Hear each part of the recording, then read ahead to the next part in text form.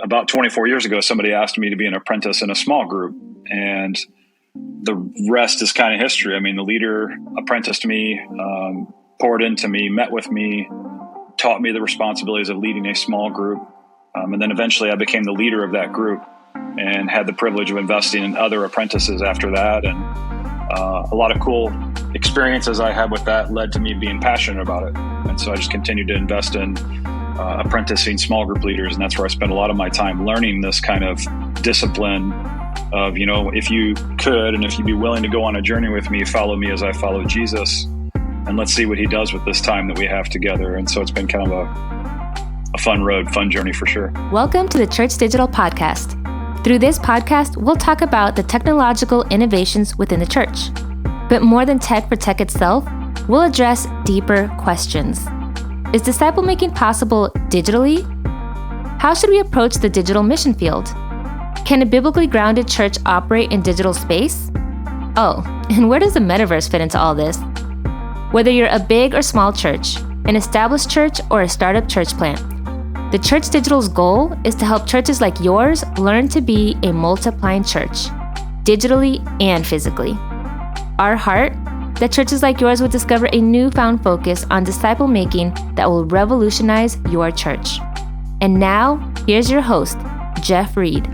All right, hey, welcome to episode 229. This is Jeff with the Church Digital Podcast and Digital Church Network and all sorts of fun stuff. And I can't wait to dive into this conversation with my friend over here from New Thing Network. Now, the topic we're dealing with, this is a two-parter.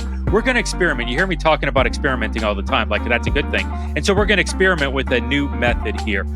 So we're doing a two-part dive here, exploring the idea of apprenticing on multiplying our churches, our physical, our digital, even maybe our metaverse churches by apprenticing. And so what we're going to do is we're having this conversation today, and then in a couple weeks, we are going to do part 2 of this conversation on apprenticing.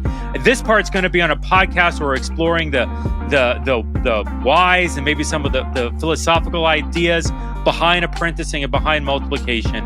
And then in a couple weeks, we're going to get far more practical. So here's what I want you to do. I want you to swing over to theChurch.digital/apprentice, theChurch.digital/apprentice for more information as we get into part 2 of this conversation on apprenticing. But then this just got weird because I've just totally talked about part 2 of a conversation, but we haven't even had part 1 for it. And so for that, let me bring into the conversation Eric Metcalf. Eric is a global associate director, associate global director, associate to the regional director of New Thing. So many associates or potentials, but essentially, Eric's one of these guys that's making it happen with New Thing Network globally. So Eric, thanks for jumping on the podcast here. Yeah, thanks, Jeff. Thanks for letting me join you as the Dwight Schrute of the New Thing organization. I am the assistant too. By the way, let's just go ahead and go down this road. I had the pleasure. I was traveling last week, was watching a lot of TV late at night, and I had the pleasure of watching the series finale of The Office, and then the series debut of The Office back to back. Like it just, whatever network I was on, had them literally back to back, the finales and then season 1 launch. I cannot think of another show that has changed so much over the span of its career than The Office did. From like the Steve Carell slapping you upside the head, painful to watch. Oh yeah. To the romanticized ending where with Jim and Pam at the end, where it's I don't want to do spoilers or anything, but I cannot believe how radical that show shifted over its span. It didn't occur to me until I saw it like apples to apples. It was a sad day when it came off of Netflix. That was a sad day. Where is it now? Is it on probably Peacock. Paramount, Peacock, one of those. So yeah. One of those that's not doing well or has already closed. I don't know. Well, listen, Eric is far more than the Dwight Schrute, although Dwight Schrute ended up ruling everything when all was said and done. So, maybe, I don't know. But at the end of the day, Eric is actually my boss, or at least one of the people that boss me around at New Thing Network. And so it's a pleasure to jump on this conversation, really digging into apprenticing here. So share with me a little bit, Eric, like what what is the why? I mean, let's just start with why on this. We look talking primarily digital churches, metaverse churches, church planters, involved in these conversations. Why are we apprenticing? Why is it so important for us to apprentice? Yeah, I mean, I think, part of it's the life change piece. We need people who are following Jesus that are helping others to follow Jesus. But it's also about having leaders to be on mission with us that can carry the vision and mission with us. And apprenticeship is the key in doing that. And if you look at the life of Jesus, you look at the Gospels, you can quickly turn to Mark chapter 3, and you can see in verses 13 through 15 that Jesus went up on a mountainside and he called to him those he wanted. And they came to him. And that's when he appointed the 12. He called them the apostles, that they might be with him, and that he could send them out to preach and have authority to drive out demons. And, this passage is just a quick snapshot of Jesus' intentionality of pouring into these leaders and then sending them out and founding the church through those methods. And I think if we look to the Gospels, we can quickly see that. And then, of course, 2 Timothy 2:2 is another core passage when we talk about apprenticeship. And you have Paul and Timothy and the multiple generations of leadership, reproduction. And we use those as kind of our core passages to remind us why we do what we do and why we're focused on that the way that we are. Well, that's great. So, like when we're apprenticing, what, like from a practical standpoint, what are we talking about doing here? We're talking about reproducing ourselves to make the ministry we're doing easier, so that our churches grow larger. We're talking about planting and starting new churches, like in a practical standpoint. And you were one of the first guys really talking about this idea of apprenticing years ago. So, what does this actually look like? Yeah, not to alliterate our way into heaven, but role, relationship, and responsibility. That's really what you're trying to do. You're trying to help shape and form and develop somebody into a follower of Jesus, and then teach them some responsibilities that you're asking them to do on the other side of it. Sometimes, when you start that relationship, what the responsibilities will be on the other side, because they're apprenticing to take on this responsibility that they're apprenticing in. Other times it's a journey, and you're kind of like discovering that together in the apprenticeship. Part of why I'm such an advocate for it is because someone, 24 years ago at Community Christian, which is the church where I attend, co-founded by Dave and John Ferguson, and I've been here on staff at this church over the years. About 24 years ago, somebody asked me to be an apprentice in a small group, and the rest is kind of history. I mean, the leader apprenticed me, poured into me, met with me, taught me the responsibilities of leading a small group.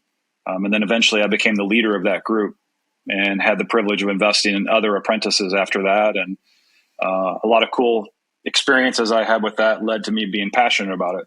And so I just continued to invest in apprenticing small group leaders. And that's where I spent a lot of my time learning this kind of discipline of, if you could, and if you'd be willing to go on a journey with me, follow me as I follow Jesus, and let's see what he does with this time that we have together. And so it's been kind of a fun road, fun journey for sure. Yeah, I mean, let's dig into that a little bit. So years ago, you were apprenticed through Community Christian to become a small group leader.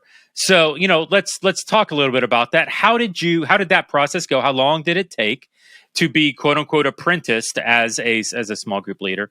But maybe even beyond that, like what were some of the next steps in the apprenticing? How'd you go from, apprentice small group leader to associate global director of New Thing? What was that journey? Yeah, I mean, it was, I always talk about, it's strange and odd that God would choose knuckleheads like myself to serve in the kingdom, because there's really nothing all that special about me personally. I'm from a small farm town in the middle of nowhere.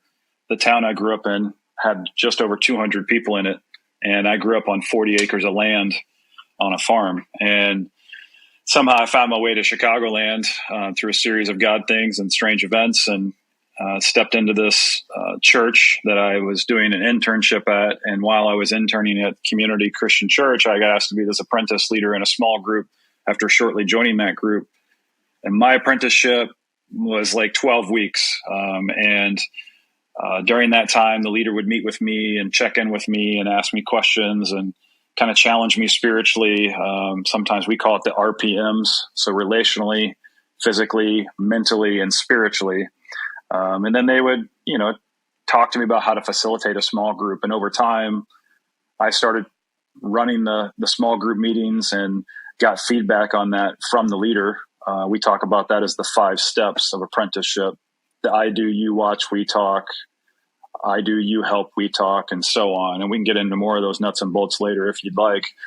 But that whole process really launched me into becoming a small group leader. And because I was taught those things, I just did that with my apprentices. The difference was I recruited 3 apprentices in my small group, and I began to meet with them one-on-one, but also meet with them as a huddle. And we eventually took that small group I was leading and multiplied it into 3 small groups, which led me into coaching small group leaders. And so I began doing that and did that for a season, apprenticed some small group coaches, and then I eventually became the director of small groups at that location and came and stepped into ministry at Community Christian. And then I eventually became the small groups champion over all the locations, while also leading the one that we had in Naperville, which is our yellow box location. It was our largest site, and I had the privilege of overseeing small group ministry for the entire church during that time. And oftentimes I'll say everything I learned about church planting, I learned in a small group. I believe if you can multiply at the micro, you can multiply at the macro. And if you can kind of keep those core principles aligned, you can really start to see movement over time if you're disciplined about it over a long period of time. And so I eventually became the director of New Thing because I was getting so involved in this kind of stuff, and we were organizing New Thing in a very similar fashion with the reproducing model and with apprenticeship at all levels. And that's how I became engaged as the director, working with John and Dave Ferguson and Patrick O'Connell now. No, it's interesting. You were just talking micro and macro, and obviously you've had a very storied career with community and moving into New Thing. Was there intentionality when you started out as a small groups director, or not director, as a small groups apprentice? Like, is that, this is where we start apprentices, or was that where the opening was, or is that where like your gifting led the person who was apprenticing you to start you? Like, what was the motivation behind putting you and starting you at the small group spot? Yeah, I mean, I think community. If you've read the book Exponential, or if you're familiar with Dave Ferguson, who's president, CEO of Exponential, if you know our story at all, we do have the long view in mind when we ask someone to become an apprentice on a team or in a small group, which is kind of at the micro level. But not everybody's going to go through that leadership path and someday start a church, or someday lead a network, or someday lead an organization like New Thing. It just happened to be true of my story. I think part of it is like on the APEST, if you're familiar with Ephesians 4 and the 5-fold gifts, I'm definitely apostolic and evangelistic. And so I had this like very outward mentality, developing leaders, thinking scale, thinking growth and momentum. Spiritual gifting wise, leadership gift is one of my spiritual gifts. And then from a Enneagram standpoint, I'm an Enneagram 3. So like I had this like drive that got me engaged in a lot of different things and helped me to be motivated by the new and be motivated by the unknown, and always looking for the next adventure. And so it just kind of kept putting me in these kinds of scenarios. And I think the small group ministry was a great place for me to learn that church and leadership development and apprenticeship and ministry, it's a people organization. And just realizing if I could come alongside people and tell their story and platform them, that over time, their story became part of my testimony, and just a lot of cool things came out of that over the years. So that's how I got engaged with New Thing, because it's a very similar organization. I think you said your apprenticeship went 12 weeks. Was that what I remember you saying earlier? Or am I just making this up? Yeah. I mean, usually we'll say like apprenticeships can last anywhere from 6 weeks to 18 months, or even a couple of years, just depending upon their story, what their capacity is. There's a lot of things that contribute to how long somebody's apprenticeship lasts. So like, what are the pros and cons? So where, okay, you were quicker because you had more skill sets, or, somebody doesn't see it, so they need longer. Like what are some examples of how that would vary?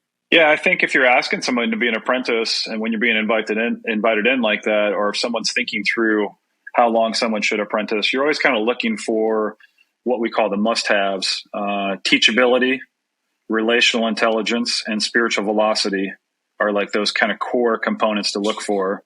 Teachability is humility plus they're able to apply what they're being told. And so they grow over time.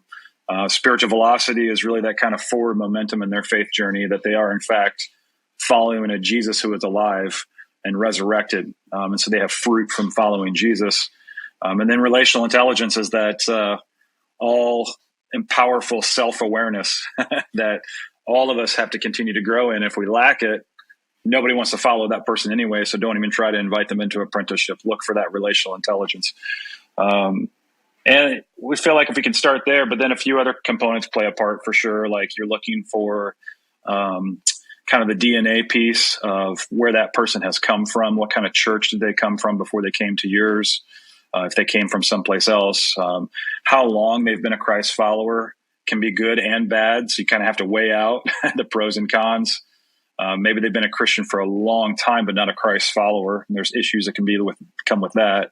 Or maybe they're a newer Christ follower, but they're on fire and they're ready for their next step. And that could be an individual that could be really great to work with because they're malleable and teachable and they're really earnest to grow.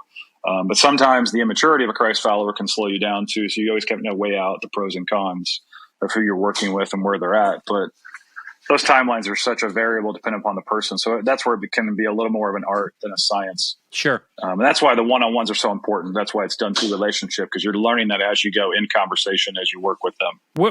Speaking of relationship and one-on-ones, where do you find apprentices? Are these people like that you know personally? Are they people that are somewhere in your ministry, or just people that you get connected with on the street? Like what's the pool you pull from? Yeah, I mean, I can speak to an example. I for the last year, I was a volunteer small group coach at our location here in Chicagoland in Downers Grove, which is a suburb of Chicago. And at that location, I've been volunteering to coach a couple small group leaders, and I began to meet with them probably once every couple months, one-on-one. And then I did a huddle Zoom call about once every other month as well. And as I was meeting with those leaders, I just thought, okay, who might I ask to become an apprentice coach? And so I began to kind of pray through that, think about that, imagine what that would look like. And then I, talk to my coach, which is the small group director at this location. And I say, hey, I'm thinking about asking this person to become my apprentice coach. Do you think that would be a good decision? What are your thoughts on that? And they were excited that I was thinking about this individual. And so I asked them to become my apprentice coach.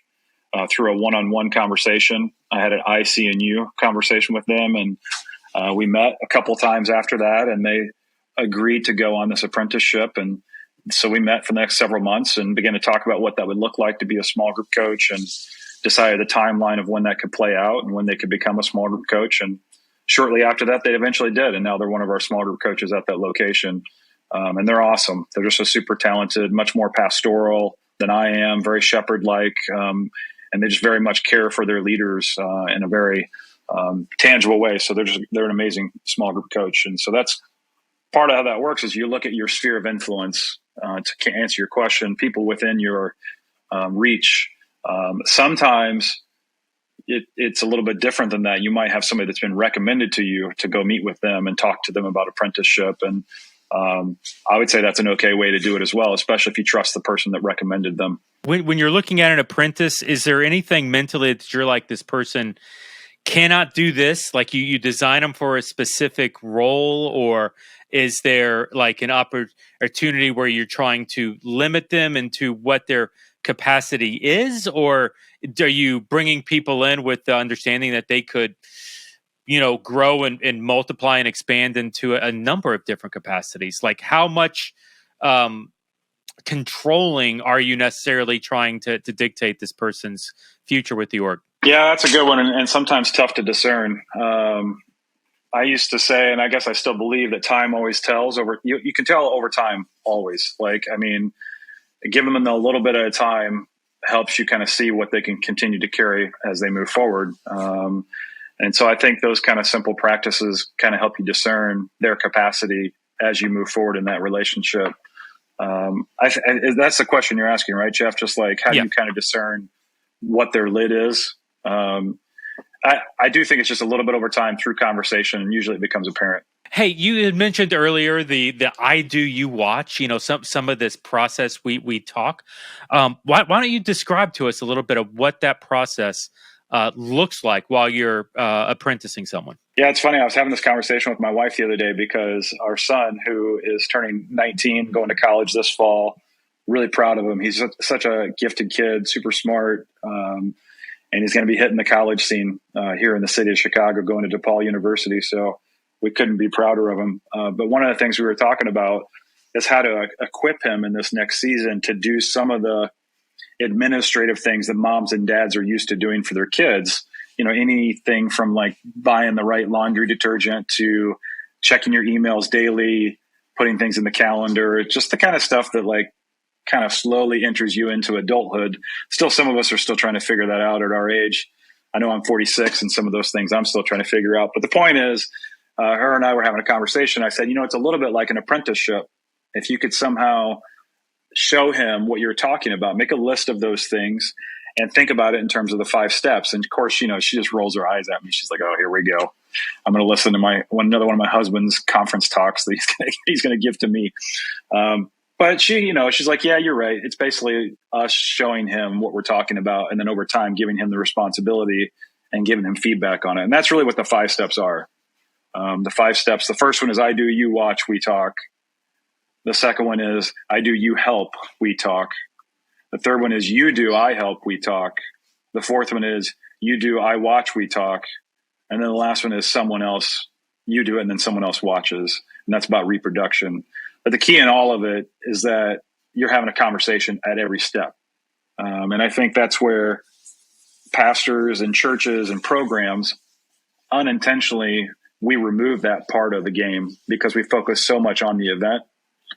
We focus so much on Sundays, or we focus so much on the program and pulling things off that we do not get the cups of coffee, the meals, having people in our home where we're having these real conversations about how they're doing, how they're developing, and then giving them feedback on how they're running with stuff and laughing together and working hard together. And I think when we don't do that, we don't do the we talk part, it just starts to feel kind of like you're just an event-based organization that runs programs all the time, which we know that'll get us catalytic results sometimes, but it won't get us the transformational micro movement kind of stuff that we all love to see happen in our lifetime. Yeah, I got to tell you, I like how you're calling that out and putting words on it. Like I've seen the I do, you watch, I do, you help, you do, I help. You like that's not new. At least in my context, I don't know that I've ever heard the we talk portion on each line where it's, hey, let's dialogue, let's build a relationship, let's provide feedback for that. So I don't know if you stole that from somebody else, but well done, because I never. We did. Okay, good. So we'll just leave it there then and say what it is. But well, he's friends of ours. It's Carl George. He's a wonderful church growth movement guy. He wrote the 9 Keys to Effective Small Group Leadership. It's a wonderful book. And he's worked with churches over the years, probably consulted more churches than any church consultant in the world. Awesome. So, hey, we'll put a link to that book in the show notes. And so you can see it there. Carl George, what was the name of the book again? 9 Keys to Effective Small Group Ministry, I believe is the title. I might have missed a few articles or prepositions, who knows? Something like that. Good. Amazon's great at finding stuff like that. So find the link in the show notes here later on. Hey, so even it's interesting with the we talk, right? That gives opportunity for the person to own the ministry, not necessarily to carbon copy what you're doing, but to put their unique spin on it. That's right. Is the goal on apprenticing to carbon copy paste? Is the goal to let them put their unique spin on it and to own it as their own? Like, how much is too much or too little kind of in that balance? Yeah, I would say it probably depends upon your organization and what you're trying to replicate. You've probably looked at maybe some of us are familiar with different multi-site models within the church. You could argue that on one end of the spectrum, you have the family of churches multi-site model, which is more like a network of churches. On the other end of the spectrum, you might have a franchise model that's more like if you go to any McDonald's, you get the same cheeseburger kind of experience. It depends upon what you're trying to scale and what you're trying to replicate is maybe what I would say. But even the franchise church might tell you, yeah, we want our programs to be the same, but we don't want our people to be the same. And so I kind of get that there maybe is some room for imagination even in that structure. But I would say that, what you're trying to get to is the heart of a reproducing leader. You're trying to help them flesh out what their bias are, what their strengths are, how their story contributes to who they are and what they're doing, while at the same time trying to run the play of whatever it is that you're asking them to do. And I don't know. I think it's super fun to try to figure out both based on their gifting, their story, their passions, but also what you're trying to do collectively together. In a typical ministry, and you're a guy that's reproduced at all levels and by doing ministry and by doing work, how much intentionality do you put towards reproducing?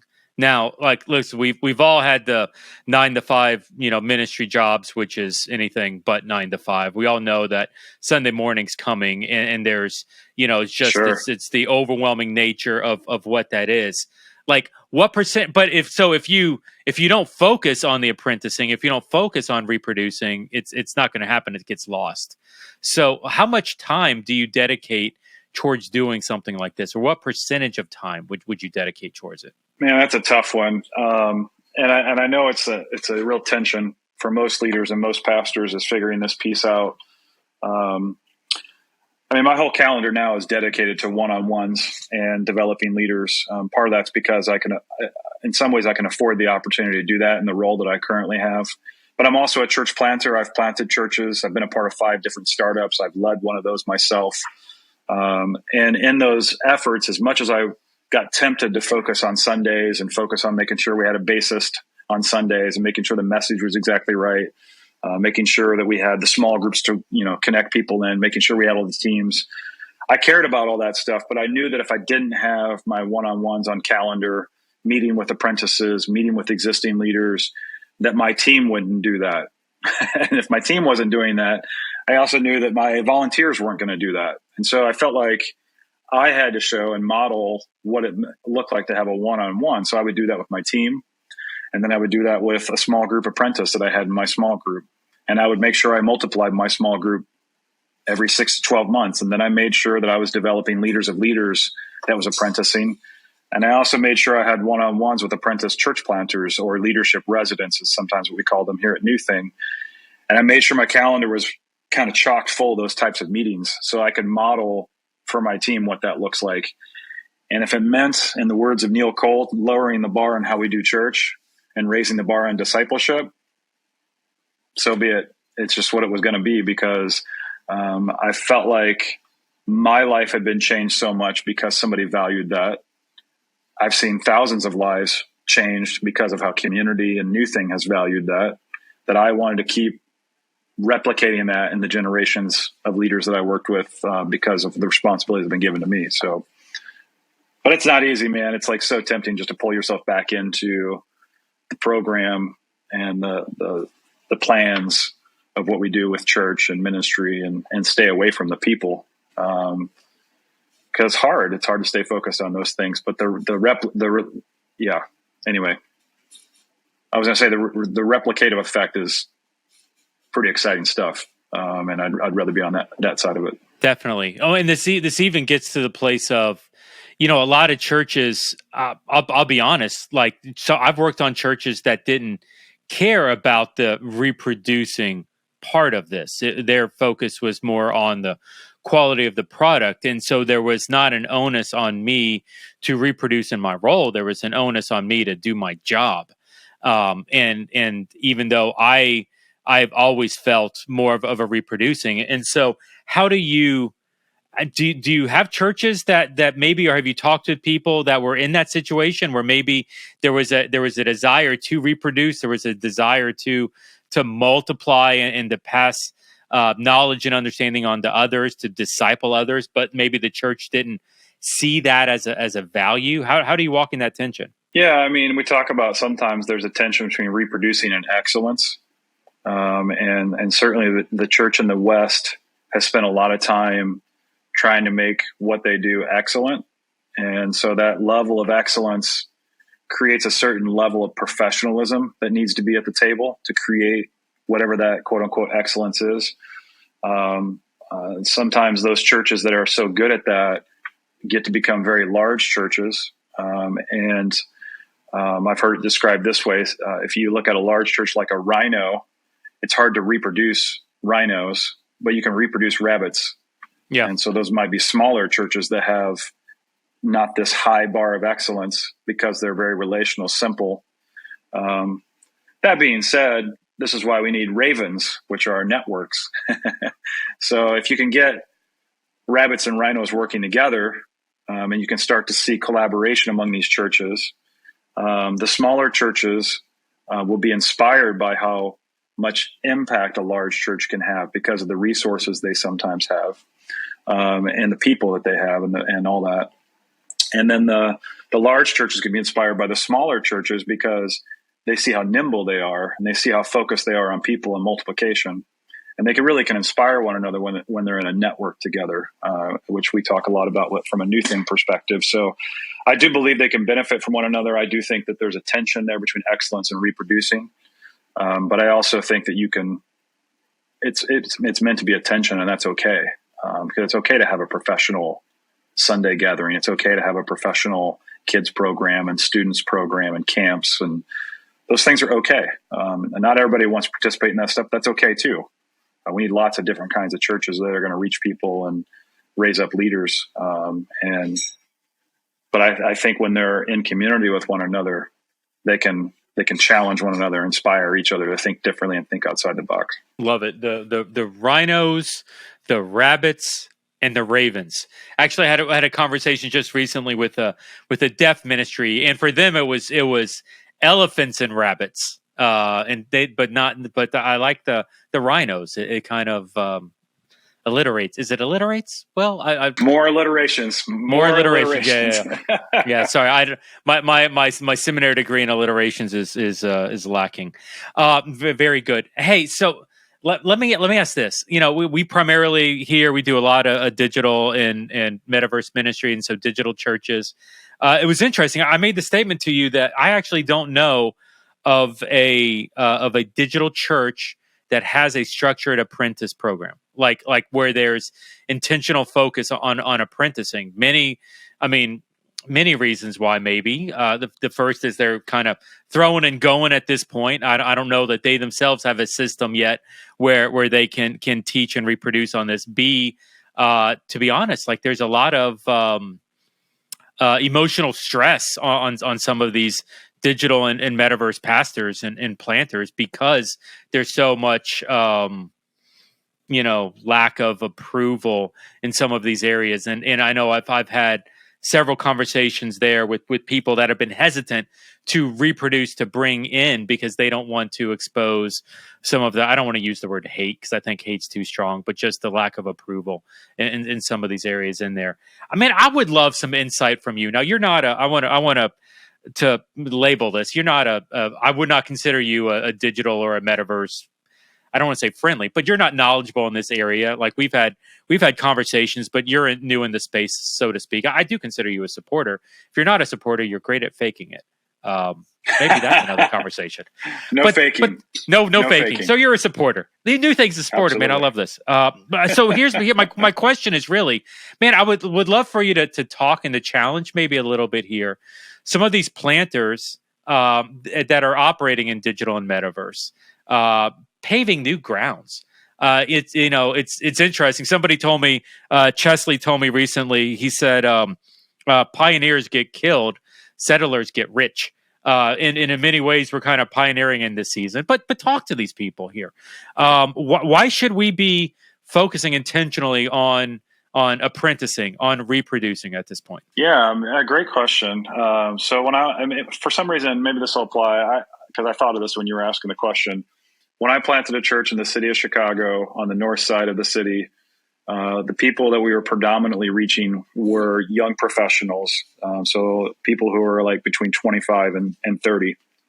Our average age for our church plant was probably 28. And so the leaders that I was working with, upperly mobile, affluent, traveling on a flight, usually consulting. They worked for large companies like Deloitte and Huron, and they were flying Monday through Thursday, pretty much every week. And so I had to think, this was probably 6 years ago, maybe 7 years ago, I had to think creatively about how to apprentice these individuals to lead small groups, and how was I going to launch new small groups that were going to connect people that were showing up at the church. And so maybe other leaders were already doing this at the time, but this was kind of new for me. I decided to start using Zoom to apprentice leaders, and began to meet with them weekly and provide small group training and their apprenticeship through a one-on-one over Zoom, and then collectively as a turbo small group to equip these leaders.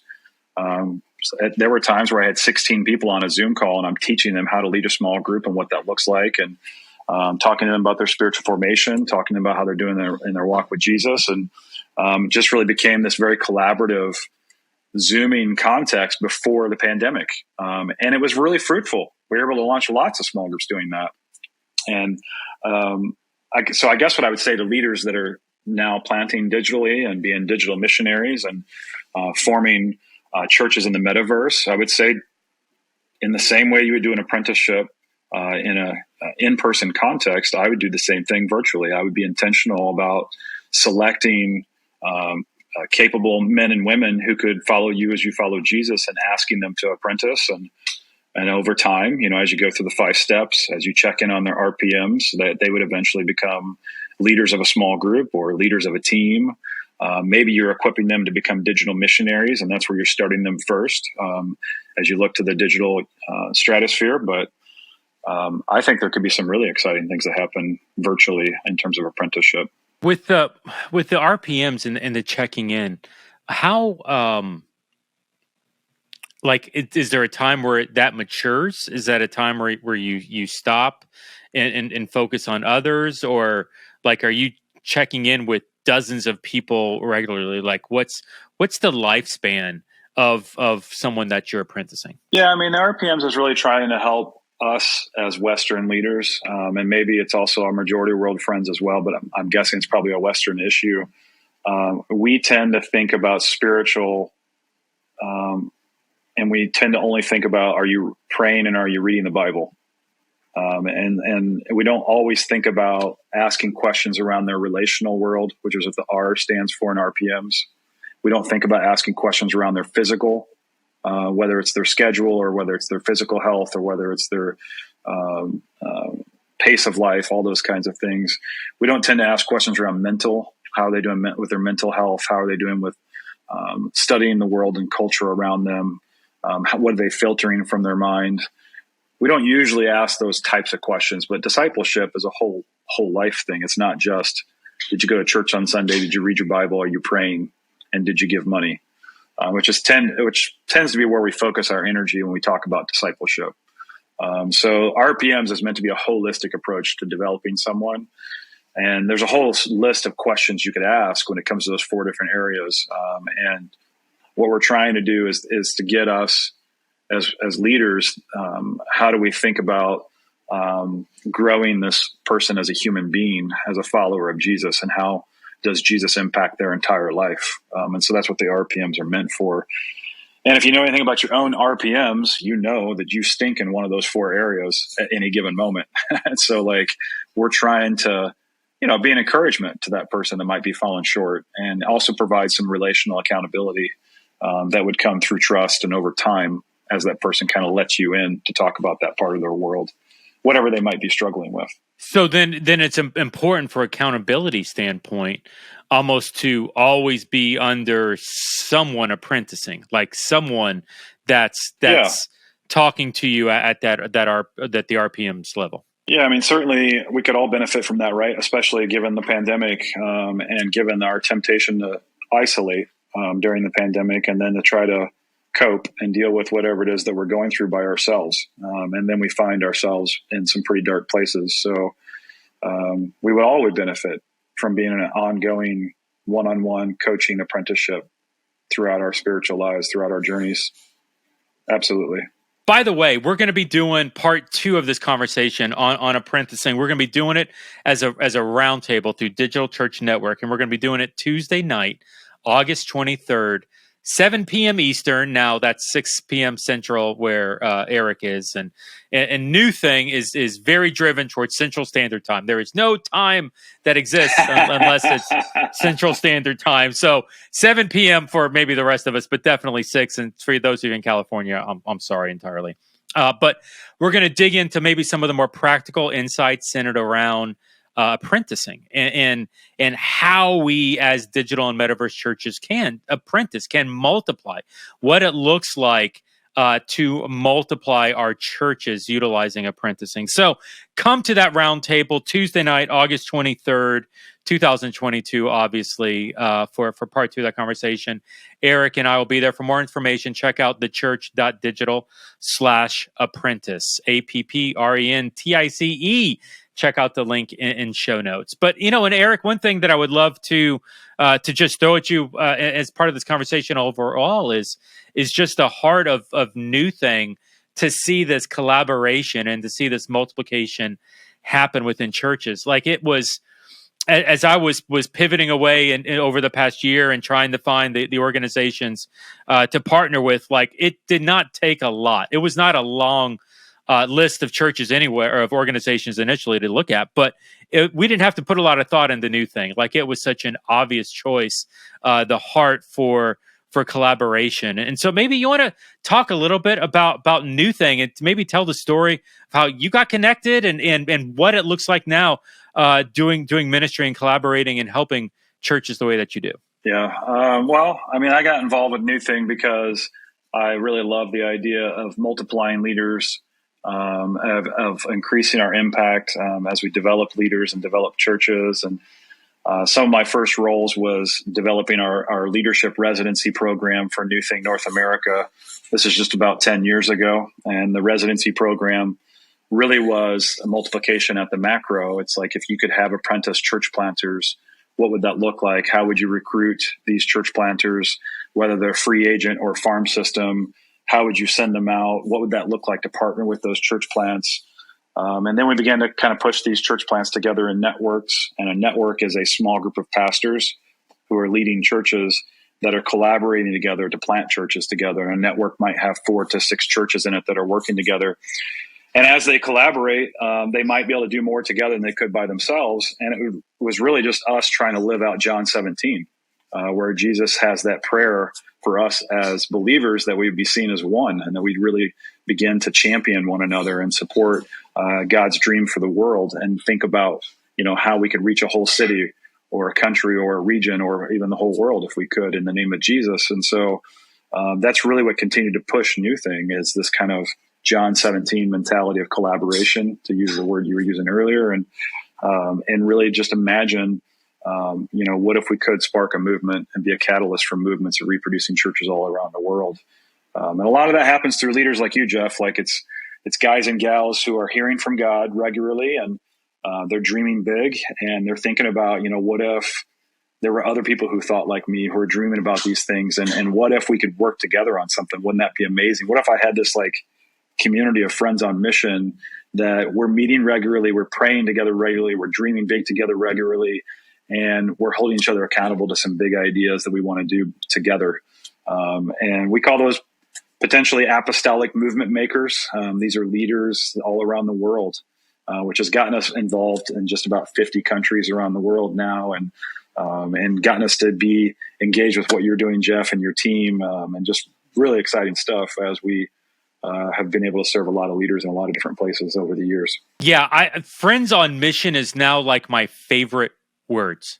That was something I never really heard of pre-New Thing, and then but the idea of, hey, we don't have to theologically agree on every jot and tittle, as much as, hey, let's agree that people need Jesus. Let's agree that we can help others. Let's agree that we can be on mission together, and that collaborating is better for the kingdom. And I love that challenge. And it's so interesting to me, like when I actually talk with other churches about that, how shocking, how like they've never they've never thought of that. Like the idea of denominationalism is so intertwined in so many of like just literally like I was at a conference, was talking about some of the stuff that we were doing and through Digital Church Network just last week.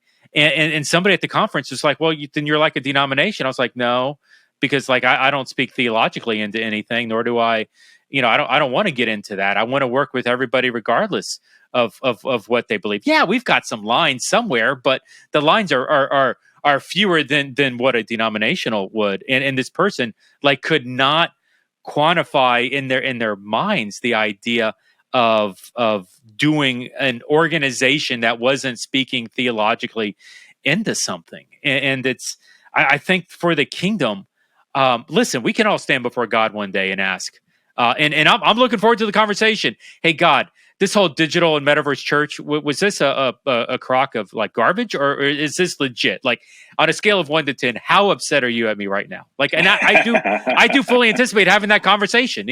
Is because so many people are against it, but the heart of this is that we're seeing God move through it, and that's where I think really Friends on Mission kicks in, because we're seeing God move as a result of the collaboration.